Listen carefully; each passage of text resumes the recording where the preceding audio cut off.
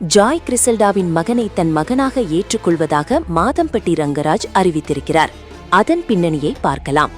பிரபல சமையல் கலைஞர் மாதம்பட்டி ரங்கராஜ் மற்றும் ஆடை வடிவமைப்பாளர் ஜாய் கிறிசல்டா இடையே கடந்த சில மாதங்களாக நிலவி வந்த சர்ச்சை புதிய திருப்பத்தை எட்டியுள்ளது.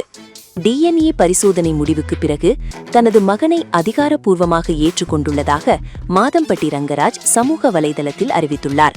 முன்னதாக தன்னை திருமணம் செய்து ஏமாற்றியதுடன் கர்ப்பமாக்கிவிட்டு விலகி சென்றதாக ஜாய் கிறிசல்டா காவல்துறை மற்றும் மகளிர் ஆணையத்தில் புகார் அளித்திருந்தார். கர்ப்பமாக இருந்த காலம் முழுவதும் பிறக்கவிருந்த குழந்தைக்காக நீதி கேட்டு தொடர்ந்து போராடிய அவர் ஆண் குழந்தை பிறந்த பிறகு குழந்தைக்கு ராகா ரங்கராஜ் என்று பெயர் சூட்டினார். குழந்தையின் தந்தை யார் என்பது குறித்து DNA பரிசோதனை நடத்த வேண்டும் என்று ஜாய் கிறிசல்டா தொடர்ந்து வலியுறுத்தி வந்தார்.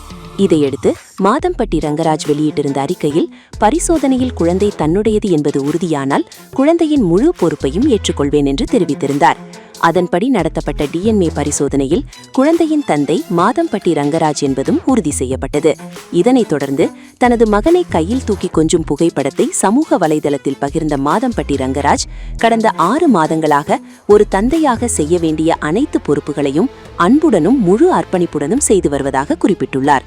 மேலும் தனது வாழ்நாள் முழுவதும் மகன் ராகாவின் நலன், மகிழ்ச்சி மற்றும் எதிர்காலத்திற்காக உறுதுணையாக இருப்பேன் என்றும் உறுதியளித்துள்ளார்.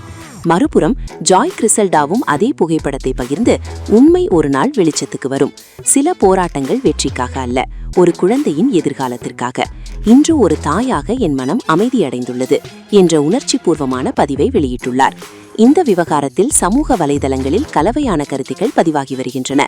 ஜாய் கிறிசல்டாவின் நீண்ட கால போராட்டத்திற்கு இது கிடைத்த நீதி என்று சிலர் பாராட்டி வருகின்றனர்.